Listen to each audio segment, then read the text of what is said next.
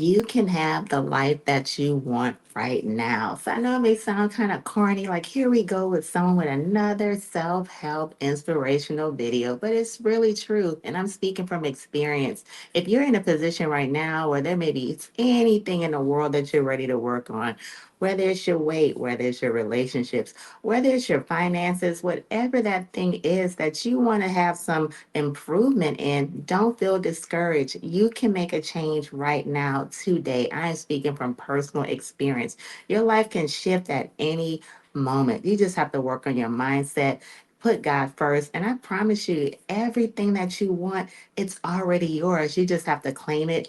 And once you have that peace, once you work on your mindset, that plan starts working. It just starts working out in ways that feel supernatural. But I guarantee you, whatever it is that you want right now, whatever faucet of part of your life right now that you want to see a difference, that you want to see a change, you can make it happen. It can happen right now. Life can shift in matter of minutes, hours, days, weeks, no matter what. You can see a shift in your life so quickly sometimes that your knees will buckle. You won't believe that these things are happening for you. But don't feel discouraged. You may be in a situation right now where you're like, you know what? I really want some things to change, but I just don't see how it's going to happen. I don't think it can happen for me. I see it happening for everybody else. Get out of that mindset. It can happen for you. It's already yours. You just have to believe in yourself, have faith, and work on your mindset. Shift your way of thinking, even if you have to change your company, change the way that you speak, change the things that you absorb. You can make a change in your life and you don't have to wait. There is no delay. You can have the things that you want in your life right now. You can have better. You can have bigger. You can go further. Just believe in yourself. Have faith. You can have those things right now.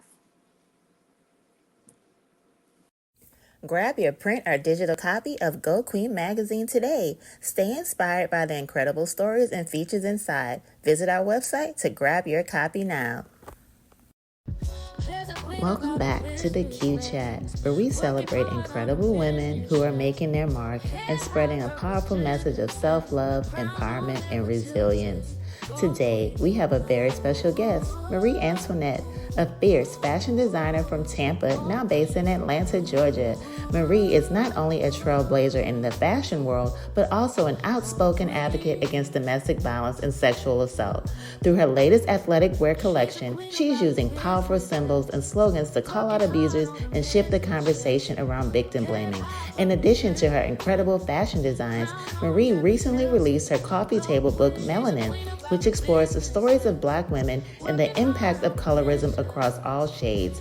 This multi-talented creator is making waves by blending activism and artistry in a way that inspires and empowers. Just bring about a business, working hard on a mission.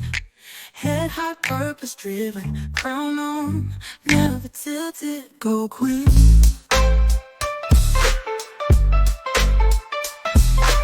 Go queen. Go queen. Go queen.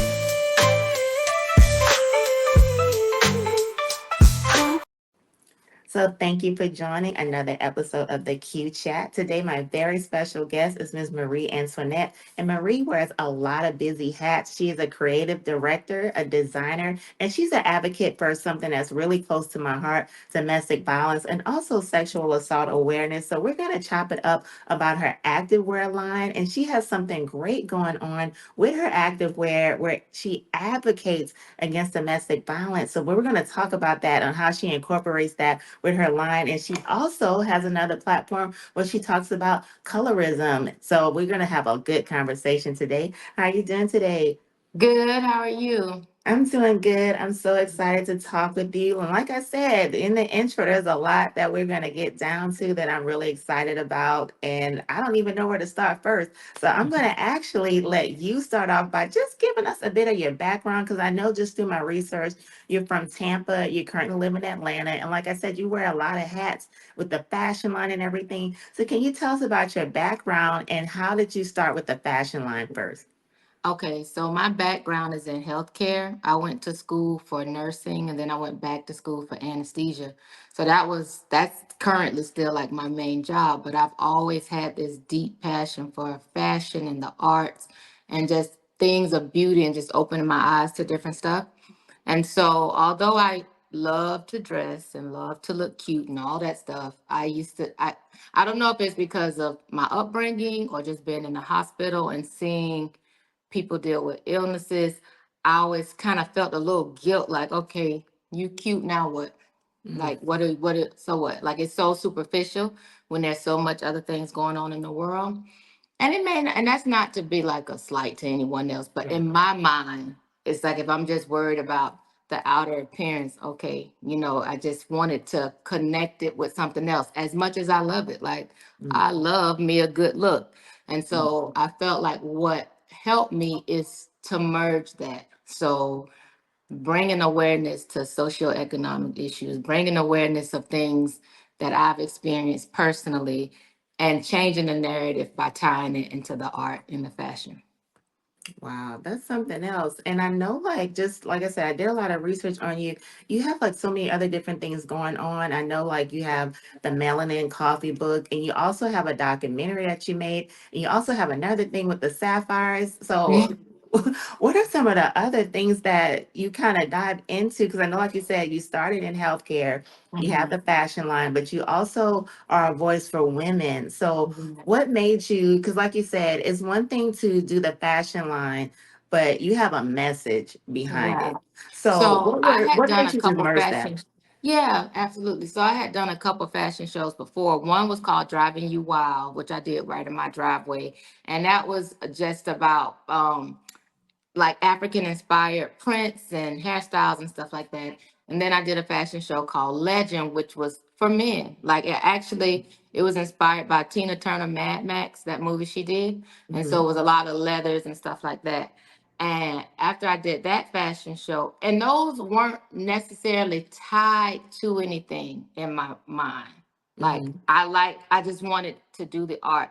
But like I said, I felt like something was missing. Like I'm putting in all this work and stuff, but I'm not feeling it. Even though people enjoyed the show, I didn't feel it. So Sapphire Diamonds was my third um fashion show. And I named it Sapphire Diamonds because my birthday is September and my birthstone is sapphire. And so that was the first fashion show that I connected with the socioeconomic issue or giving back. And so that fashion show I gave back to an organization called Sid Rep Sick Kids. And so they find funding for kids who've exhausted all of their insurance, their parents are having financial issue, so that was the first time. And then when I did the second Sapphire Diamond, it was Sapphire Diamond Streetwear, mm, which paid attention to victims of sexual assault and sexual harassment. And so that was my streetwear graffiti. And that had such a huge impact. And I know in my mind, I know so many people have been affected by it. But this time I was able to sit back and see like in action and everybody telling their stories and talk about it. So I kept rolling with that part of it. So the activewear line now that I have that's is inspired by the streetwear fashion show is activewear that has some graffiti print and stuff like that. And I chose graffiti for that because in my mind we see graffiti as art, like it's beautiful, but technically it's a violation. You're not supposed to mm, be drawing on stuff. And so I was thinking, okay, how can I twist something so dark, mm, something that people have experienced that's so dark? And I think in my mind, the beauty would be if we can actually talk about it because it's so much gain, there's so much shame and guilt associated with it. So, even though you were violated, your boundaries were crossed. As people actually doing graffiti, right. it becomes beautiful when it's all together. And I felt like your story can be beautiful when you can use your voice and possibly help somebody else or share resources. And so that's what Sapphire Diamonds is. So Sapphire Diamonds is still clothes, fashion, and all that, and it just turned into that. So Wow. yeah. So I wanted to go deeper because, of course, with your activewear, you have a message behind it, as we mentioned with branding with domestic violence and sexual assault. And you have slogans and symbols that call out abusers and also stop victim blaming. And like I said, I have a background, unfortunately, dealing with domestic violence. So I know how hard it is when you have to explain yourself. Basically, people judge you like, why did you get in that relationship? You should have Right. known better. Right. I mean, it gets really deep where Right. you're made to feel bad. And then once you're out of that situation, you have other scars that people can't see, emotional Right. scars that you're trying to work through. Like it's so complex when you're violated, like you said, because it's a violation physically, emotionally, mentally, and it's not easy. And I don't think what people understand is when you've gone through domestic violence, you think that people have a lot of support. They really don't. Like it's a slippery slope because it's hard sometimes when you're, and I don't like to use the term victim, but you get victimized sometimes just needing help, or just expecting empathy. So tell us more about how you have the symbols and the slogans that call out abusers and also can put a stop to victim blaming too. Yeah. So, a quick little story, and I've shared this before. I remember talking. I can't even say we were dating because I had met him one time, but then we were talking on the phone for like a month, just talking. I hadn't seen him again since the first time I had seen him in this lounge that I went to. I was about 21. So I'm at the mall one day, and he calls me because we talk every day. It's 3 o'clock in the afternoon, and he's like, come over and see me. I live right by the mall. I knew he had a roommate. I could hear the roommate and the girlfriend in the background. So okay, like that's not booty call hours to me. You know what I mean? So I'm like, all right, this seems safe. I go over there, and I had recently got a tattoo on my back, and he kept trying to see the tattoo because the saran wrap was showing under my shirt. But I didn't want to pull my shirt up to show him. And so I was like, oh, he getting a little aggressive with his hands. Let me get up out of here. So as I went to go to the door, I was telling him bye. And the roommate and the girlfriend had gone in the room at this point. He's standing behind me, and as I opened the door, he shut the door behind above my head because he's behind me. And he's like, "Yeah, we finna be on the news tonight." And he scooped me up, put me on his shoulder, and he's going to the back. I say all that to say the first thing in my mind was my mama gonna kill me because I felt she would have thought, well, what you was doing over there, or what you was wearing, which I that went through my mind too. Like, I'm not wearing nothing revealing. Like, I don't feel like I've showed him that I wanted to do something more. And so as I was doing this project, I dug deep with that. And I can remember being young and just hearing, oh, her little fast self and this, that, and the third, and which almost made it seem like it was your fault if something happened to you because you should have known better instead of holding the abuser accountable, especially if he's a grown man and she's a child. So I put things on the clothes like, why did you wear that? Because that, so one of the first things people say, what you had on, why you had that on, instead of uh, you know, holding the person accountable. One thing that was told to me at a podcast one time, this guy kept saying, "Give me a kiss, give me a hug, like come in." So I put things like that on the clothes. I don't want you, which is one of my documentaries that I did about this. That was the title. Like that's just it. Because sometimes people think, well, if you're acting a certain way and you dress in a certain way, this must be what you want. And I say consent matters. So maybe even if the girl is acting that way or whoever is acting whatever way you feel like she wants it, maybe she don't want it from you. Mm. Maybe she want it from somebody else. And she don't need to take it from you, right? So I put slogans like that on the clothes. The symbols were justice scales. So one of the symbols is the melanin chemical structure because just be just because I support all women, but I'm a black woman at the end of the day, and it ties in into my other project. But just that support, because I feel like a lot of people don't always step for us. So I incorporated the melanin chemical structure in there. I put the word sapphire diamond, which that's the fashion show that it came from. Um, yeah, just symbols like that, and just created a graffiti piece. Wow. And I appreciate that you're speaking up because, like you said, for so many reasons, and like you also mentioned how just for women of color, like sometimes people don't ride for us, unfortunately. So I love it this that you took these experiences and you're speaking out because so many people, unfortunately, have similar stories, and it hurts too much to share it. Or as you said, they don't know what anybody will think if they'll get judged. It gets way deep, so I definitely appreciate what you're doing. What has been the response with the active wear line and the things that you're doing towards domestic violence? So overall, the response has been great. Like people, like once they find out what it's about, like they want to buy more of it because they're like, oh wow, because it's such a subtle way. Because I made sure it was very stylish, so they like it because it looks nice. But then when they see like what it means, they like it more.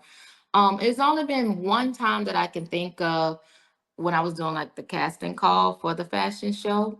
One model found out what the inspiration behind it was, and she wasn't comfortable with that. Mm, And from her own experience, and like I respect that 100%. Everybody's not ready to even talk about that or even relive that trauma. It's yeah. a it's a journey of healing. Mm, So, but overall, and I wouldn't even say that's a negative thing. It's just mhm. opened my eyes to see just how sensitive this is, because people may not want to talk about it, but people might be just so off. It might be so off-putting, like I don't want to go there. But overall, it's been really good. That's great. And it is very sensitive too. And you're right, it's a journey of healing. Because I know, like, even early this year, and it's been a long time since I've been in this particular situation, but I was at a domestic violence event speaking, and I couldn't talk about it without getting emotional. Like, I had to literally hold, like, I knew I was about to start crying. And it was just so it was interesting because I was relaying an incident that took place when I was pregnant with one of my children. That child is currently 20 years old. So we're talking about a 20-year-old incident. And it was just so fresh, like it had just happened. So I definitely can understand how healing is a very complex thing. It There's is. different layers to it. Like, you may can be able to handle something differently than you would have handled it 5 years ago, but it's still there.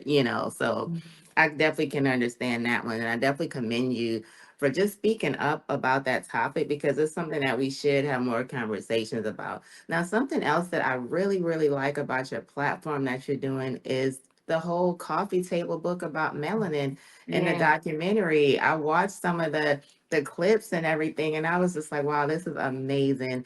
And man, I definitely have so much to ask you about because you hit so many topics just about colorism, which is something, and that's another subject that we should have more conversations about. I think some people are in denial. They don't Yeah. believe that colorism takes place, and it does. It takes place, as you mentioned, in a lot of things I saw that you said within the family, workplace, everything. So, can you tell us, just start off from the beginning, on what inspired you to do the coffee table book and also the documentary?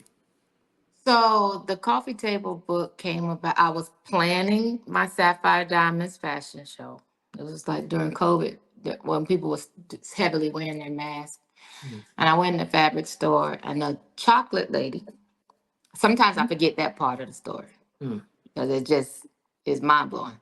A chocolate woman said to me, because I had my mask down, mhm, and so she said, "You so pretty to be dark."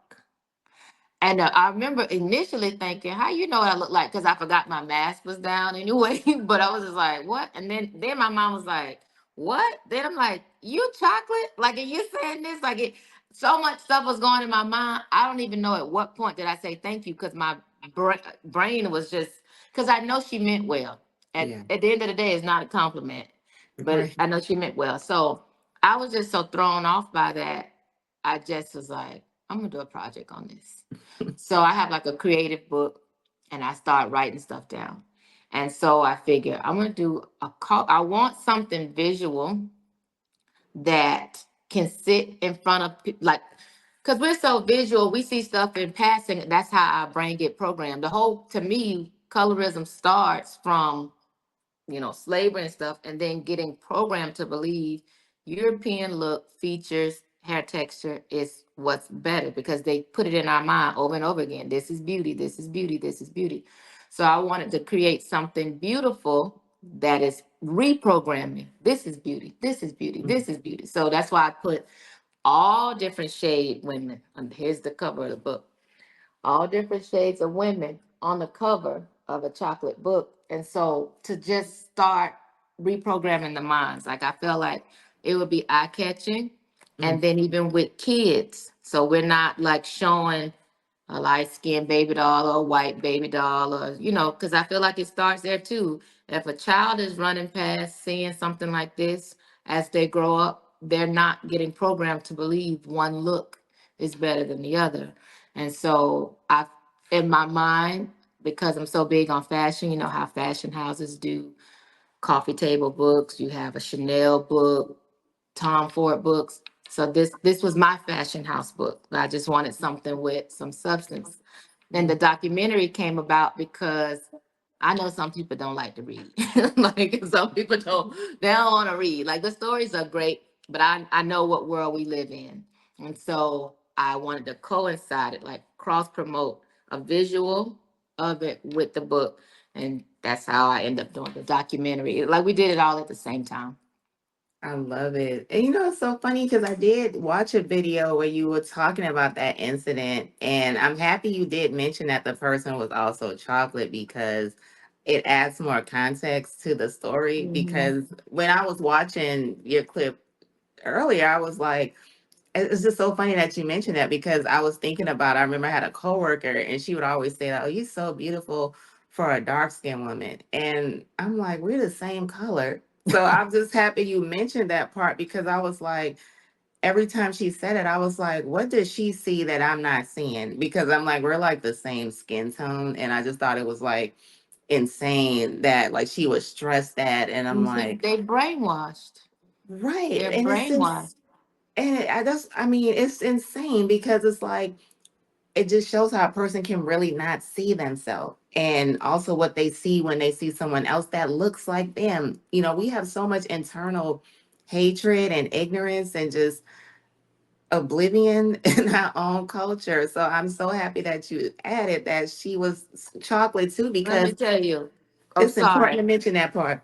Yes, when I was younger and would get teased about my complexion, it would be from dark skinned dudes. Mm, And their mama was my color. Like I girl, look like your mama. Like what make it make sense? You listen. got so much self-hate. You're actually darker than me. But see, it's a strike against you because as female, that's and I talk about this a lot. As female, people view femininity as softer, lighter. Like you're more Mm-hmm. feminine. If you're lighter, they do the same thing to light skinned men. Mm-hmm. Oh They yeah. think light skinned men are soft. So Yes. you think light skinned women are softer and more feminine. And so it's a strike against me to be a female and darker because dark skinned men they had their time with the Morris Chestnuts and the Tyrese and all that, and everybody wanted them a chocolate man, and it became a thing of masculinity and sexy and all of that. And so I talk about that too all the time. Like I feel like it's also in our mind that dark skinned female is not as beautiful, which is completely false Right. because it can equate to masculinity. I Mm. had a conversation with an Indian girl. We talked about the same thing because colorism is in India. Yeah. And she said when she would do her dances, eh, if they had special dances that she would do within the Indian culture, they always gave her the male role because she's a darker Indian. So it is everywhere. And it's like, Yeah. what? We just I don't know if it'll ever go away, but I'm working on it. I mean, oh my, look, as a brown skinned woman, God knows I've heard that from men too. Oh, you're beautiful for a dark skinned girl. It's like that's not a compliment. And like as you said, I never forget, I was dating someone, this is a long time ago. He was darker than I was, but he always would stress that he wouldn't date anybody past my skin tone. Like I was like the limit. And I just was like, your mother is darker than the both of us, is what I was saying to myself. Like, this man really has a lot of issues, because Mhm. number one, you saying this out loud.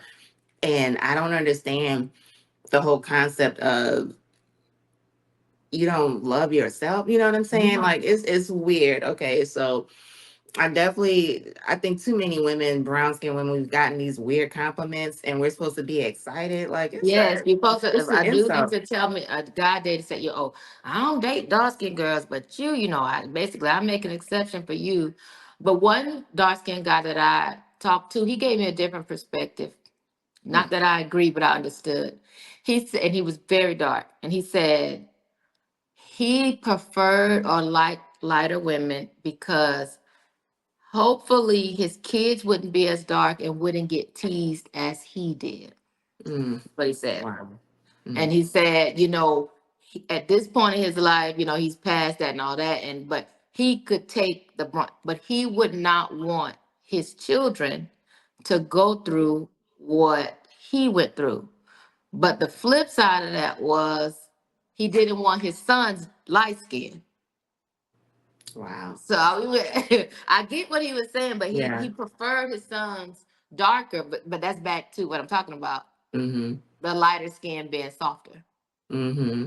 And I'm speaking and I get that too, only because ironically, my children are lighter skinned. And if I had $1 for as many times I was insulted when I would go out with my children when they were little, oh, are you their mother? Like, I mean, why would I be? I don't like kids that much. I mean, God, mama just be hanging with a bunch of small children, that look exactly like me. My Right. children, like, they have my 100% facial features. They just happen Right. to be lighter, or I would always get insulted too. Oh, is their father white? Which no, no, he's actually not. It's like, They but did my mom like that too. Two of it's my sisters ridiculous. are lighter. Me and my sister, 4 years older than me, we're darker, and my mom was lighter. And their tone that would be like, "Oh, they don't look like you." Like it was so crazy. And she's Right, like, "Well, they mine." Like, yeah, they. right. What are you talking about? Hmm. And I like how you mentioned too, like, and just other things I saw, how you also mentioned how lighter skinned people too, how you made a point to include them because, and reason I know there was an episode of Blackish a long time ago where they were talking about colorism, and the two lighter skinned characters, the mother and the son, were like saying from their perspective too, like, like this is insults that I get as well.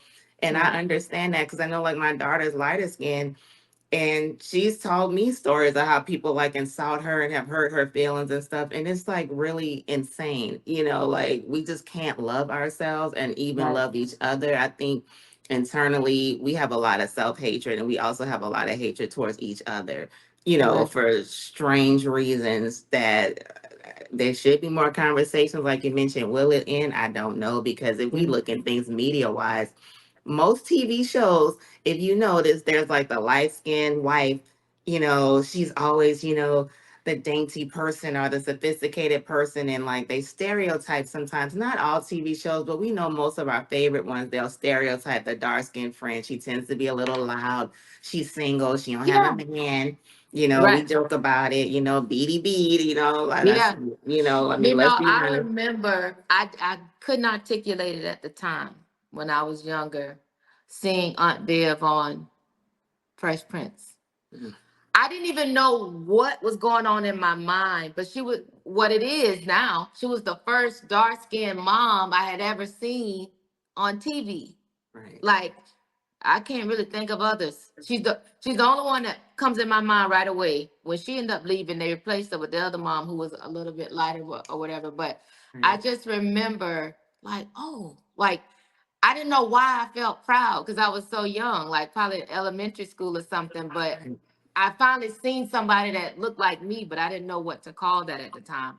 Yeah. Yes, they do that all the time. I feel like lighter skin, the way you even speak or your feature, it goes into featureism, Mhm. texturism. It's Yeah. more consumable. You can consume it. It's a little softer. It's not so Yeah. black, Oh right? yeah. So they do something that's more palatable to the audience, and it's not right. Definitely. Not I right. definitely, you're right. There's definitely featureism, texturism. That's another thing. And correct, the way that we speak as well, which Mhm. all goes back to we just need a lot of healing and also education. And Right. it's practically like someone needs to open a book about DNA too sometimes because Mhm. I know, especially when you mentioned about colorism within the family. You know, I have a family. Number one, I'm from Louisiana. So, Louisiana, colorism in Louisiana goes super deep. You know, I mean, if someone really got deep with it. So, I definitely understand how colorism works. Just unfortunately, being in the South Louisiana, it still goes on. And definitely within families. And a lot of families, I know even mine, everyone's has a whole range of skin tones. And Right. sometimes when you get older, you kind of look back like, okay, I know that certain family members kind of are put on a pedestal, and you start trying to like go in the family tree, and you realize why, and it's like, oh, maybe because they're on the lighter end or whatever. You know, so many people, unfortunately, like I said, they experience it within the family, which is why it's generational, and that's why Right. some people they have these, restrictions and all that stuff when they start dating because they only regurgitating what they felt within their family, or within school and stuff like that. But it's definitely a lot of healing that needs to Yeah. take place for sure. And they're programmed to believe that white is right also. You know, Hmm. they are programmed. Like I've known people who may have been darker skinned and then they have a lighter skinned child and they love to call their child white girl. Mm, That's my white baby. Like, why do you think that's a flex or a compliment? right. Or the reverse of that. Now, some people have told me don't take this no type of way, but I can't help it. And I've talked to so many other chocolate girls, and we all feel in the same way. When Hmm. someone has a child that's and they're lighter and their child is darker, they immediately call them chocolate drop. And I feel like they want to address the color before Yeah. anybody else do. Because Hmm. what is the reason of even mentioning the child's complexion? Like, Right. oh, that's my little chocolate drop. Do you call the other one your little caramel or whatever? You don't Never. say that. So I feel like you're already trying to get ahead of what you think the comments are going to be. Because Yeah. it doesn't make any sense in my mind. So I've had people say, well, to be compared to chocolate or something that's delectable, that's a good thing. But if you're gonna do that, do it to all the kids. Mm. Like, why even single that one out? Why? Like, don't even say nothing. Right. So And yeah, it that doesn't that happen. It does not happen. Have yet to hear somebody call their child French vanilla, a butter pecan. Like that never happens. they quit. Let them have a darker bit. Like, why? I don't understand that part. And Mm, it could be completely innocent, and there's no shade to the mom at all. right. But I just think it's a way for them to be ahead of what they think may happen. Yeah. Like, like what how people used to do me and my mom and my sister. Like, oh, they Right. dog. They don't look, but my mom never called us her little chocolate drops. She didn't Right. say it. Hmm. Right. But like I said, there's a lot of healing that needs to take place. We should have more conversations. Will it necessarily change? I don't know, but I think it could have healing because there have been people that have been in situations where they really have been mistreated Right. because of melanin. Okay, and that's all it is. That really Right. have truly been mistreated in so many different ways. And that's another thing, just like we mentioned the sensitivity topic with domestic violence and sexual assault. There's sensitivity involved in colorism because it goes really deep. And some people have, like I said, have truly been mistreated as deep Yes. within their own family, Yes. because of skin tone or hair texture or featureism, and especially like in media, people that work Yes. in different things. I mean, it goes really deep for sure. And So, definitely it's a psychological thing. I can remember feeling like I feel like it added to. I'm already pretty. As I get older, I'm less shy, but my personality is pretty shy. It can even be my personality can be read wrong because I don't want to interact or engage because I'm just kind of like shy and I don't want to go. I don't want to be open to people. But it's right. not because I have an issue. But I can remember feeling like if I walk in a room and people are looking at me, they're looking at me because I'm dark skinned. And that's could have been the furthest, it probably was the furthest thing from the truth.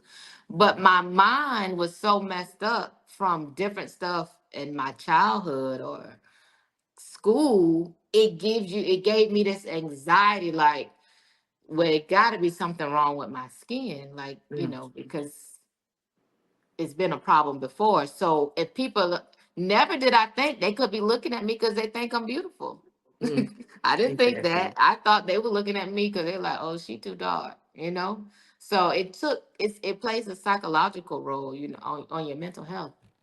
Oh, for sure, definitely. Yeah. Because anything where someone is judging you or just cause you any type of stress because of a physical attribute or any type of attribute, it definitely is a psychological thing, so for Mhm. sure. And like I said, we have so many things that we have to work through, as women, especially because a lot of women, women of color, because that's what we're talking about. A lot of us women of color, we have to, unfortunately, we already got to deal with protecting ourselves, and watching ourselves. And then you got to deal with, if you're in particular circles or whatever, oh, they judging me because, the way I look, or, my skin tone, or the way I talk. Mhm. It's just like, oh my God, so many different things that I think women of color, people don't necessarily understand unless they've been there, unless they've walked in those shoes. So it's a lot. So I definitely want to talk some more too about, obviously, with our platform, we do talk about self love. And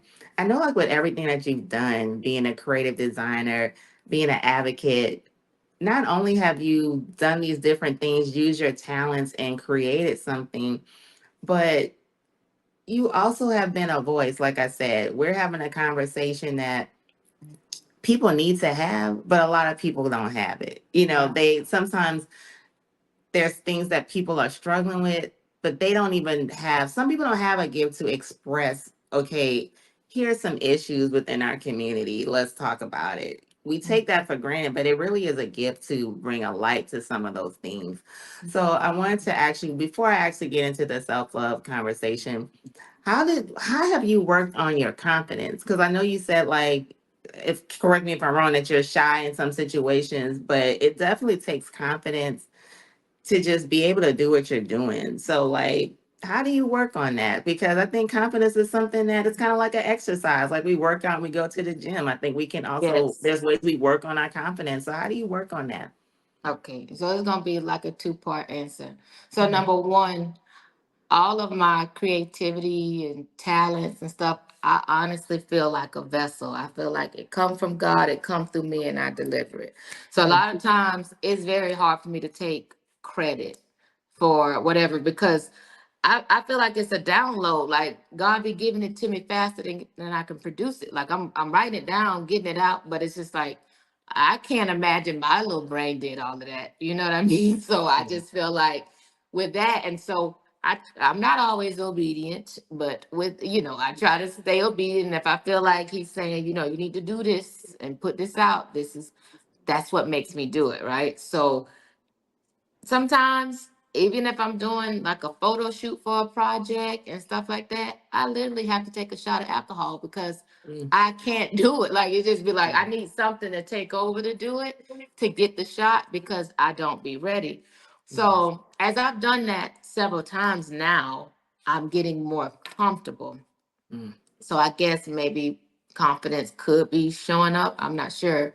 But the other part of that is so crazy you asked me that because I literally had like a epiphany or a breakthrough this morning because I say all the time, I don't trust people. I don't trust anybody. mm, I don't mm, trust nobody. I just had a therapy session yesterday and I said, I don't trust nobody. mm, And because I feel like people can't deliver and say what they told me they were going to do. And then this morning I realized you don't trust nobody because you don't trust yourself mm, to vet these people. Like, so probably it's because I have made a decision to let somebody take it too far. I didn't cut it off early enough. And mm, so I didn't, now I'm disappointed from a decision that I made. And mm, so when I just realized that this morning, I realized that is going to help build my confidence. Like to strengthen that spirit of discernment, because then I'm not gonna feel like, oh well, what should I do about this? Or, teeter totter going back and forth with decisions, or just not confidently making a decision and not confidently letting somebody go when they need to be let go. So it's crazy you just asked me that, because I felt like that all went together. Like me not trusting and realizing I don't trust myself to make the right decision, which affects my confidence in business. Mm. But you know what? I learned to, and mind you, like I said, I've gone through a lot of trauma in my life. And me sitting here talking to you, I'm in a different stage in my life. But just like we said, just like you mentioned, a young lady, she just was like, it's too sensitive. Like, just like I said, I was speaking at a conference earlier this year, something that took place 20 years ago, all the emotion came back. So I know how it is to work through traumas. I worked through imposter syndrome. I just worked through, damn, people have not been there for me the way I would have shown up for them. Are you giving you've given your confidence, or you've given somebody a part of you and they didn't deliver, and it Right. hurts. You know what I'm saying? And you do start to look at people differently. And I'm receiving what you said, because I understand what you're saying when you start getting like, what? I when you struggle with trusting people, I think it's because we expect, the saying goes, don't expect you and somebody else. Right. So that's what happens when you're an empath, and when you really truly love people, you expect that in return. It's like a child, like when you meet a child, you've never been around a baby, you never known this baby, you never seen it. The baby reaches out to you. They just, because children, babies, infants have love. So Right. even as adults, grown women, some of us have love to give, quite frankly. So when you don't get it back in return, whether that's in a business relationship or a friendship or a romantic relationship or family or work situation, it hardens you to a degree, Yes. and Mhm. you just like, wait a minute, nope, I'm not doing this again. Especially when it's happened more than once. That's when it's Yes. like, hold up, like And you know this is what the my last thing is? time. I've been stopped expecting me and other people. What I expect is you to do what you said. That's Mhm. it. Right. Not even what I asked you to do. I Mhm. expect you to do what you told me.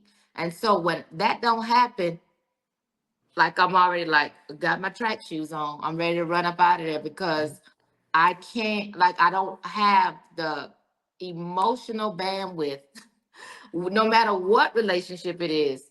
I don't have the emotional investment, none of that to deal Mhm. with it. I don't know. I just turned 40, and I don't know if it was like I hit 40 and was like, forget all of this. Like, I'm not Right. doing it.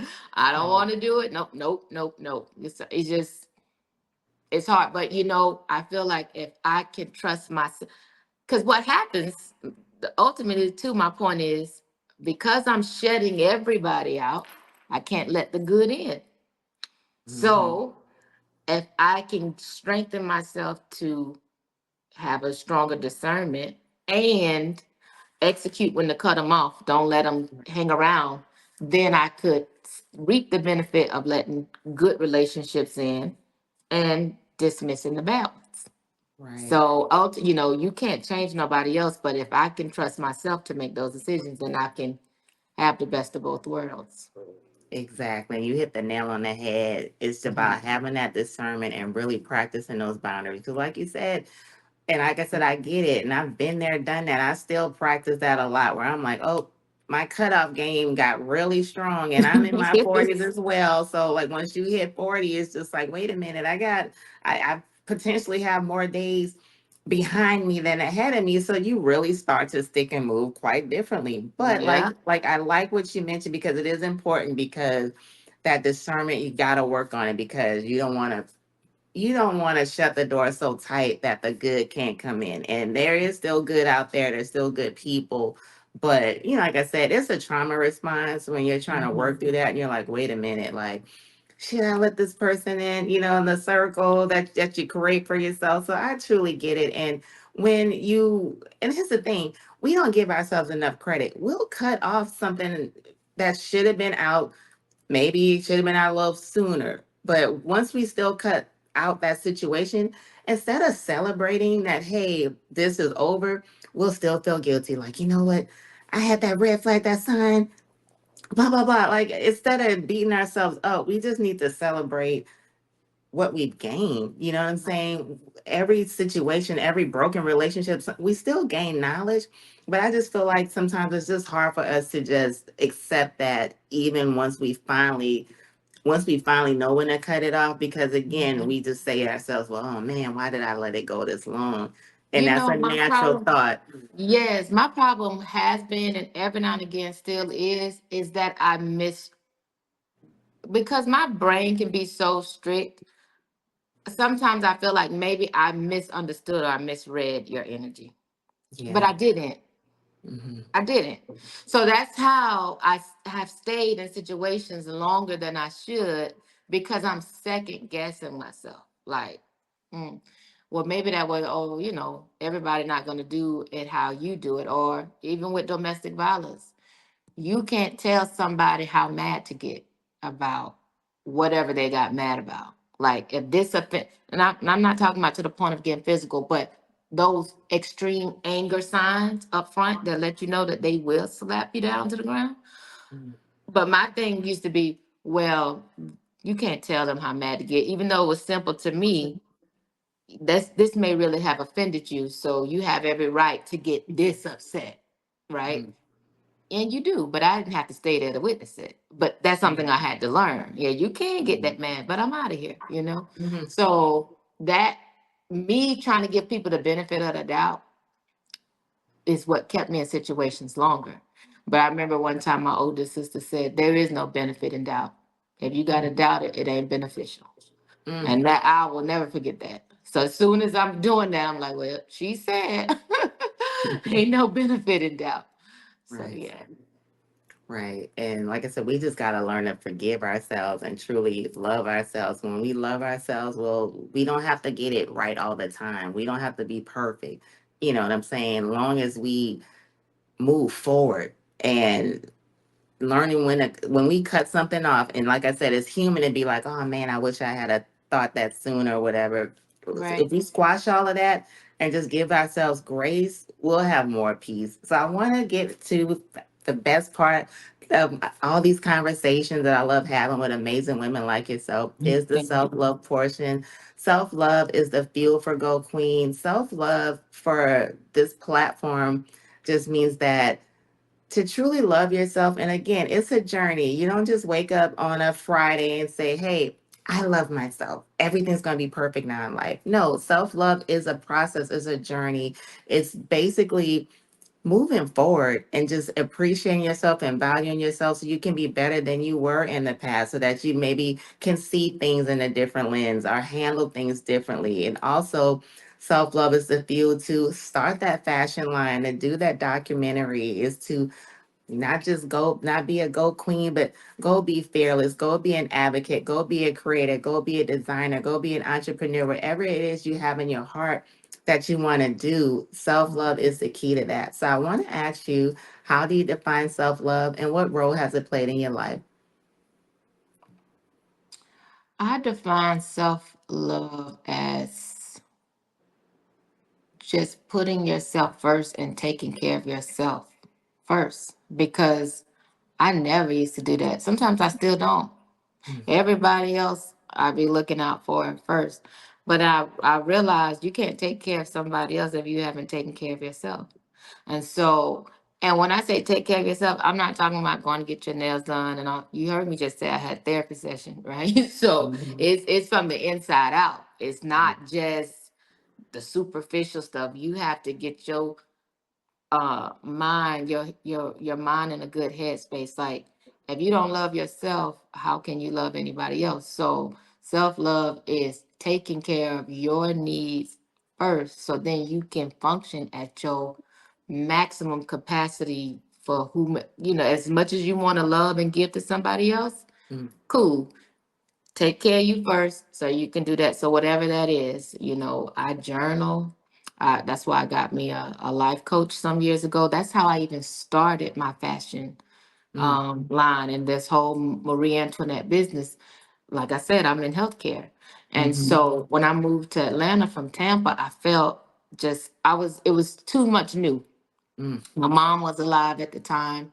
I was taking care of her. She had a stroke. I'm in a new state. I got a new job. Everything is just too new. I have a daughter.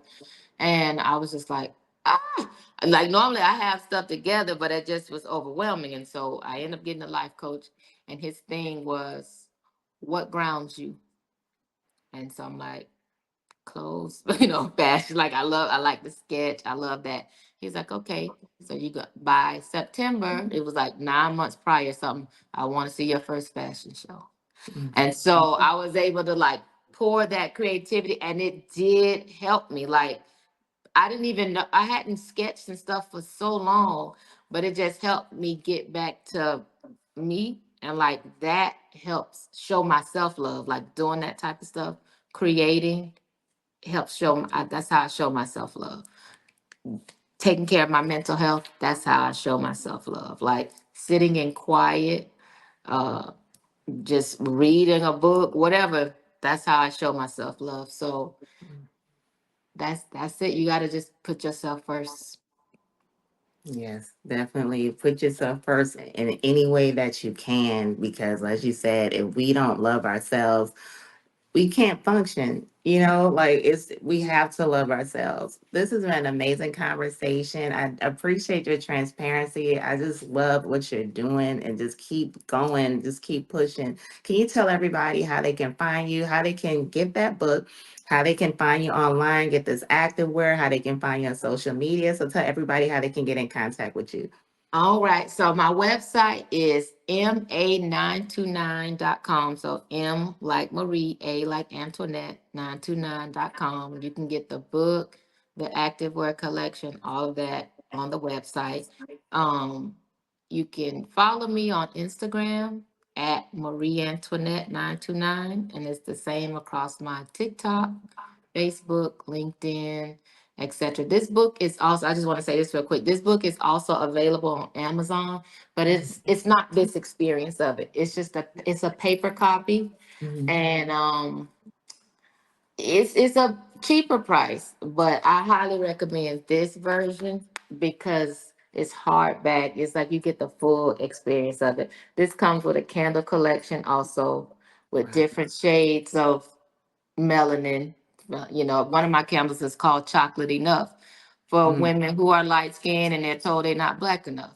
So mm. I have a candle that's very light, all the one to one that's very chocolate, and it's called Pretty for A, like Pretty for a Dark Skinned Girl. So the whole collection and everything is on my website.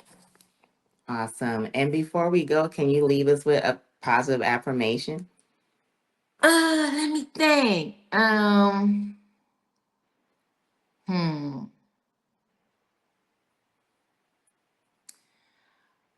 Whatever your gifts or talent is, that if you believe in God, that you receive from God, you have a duty to share that with the world.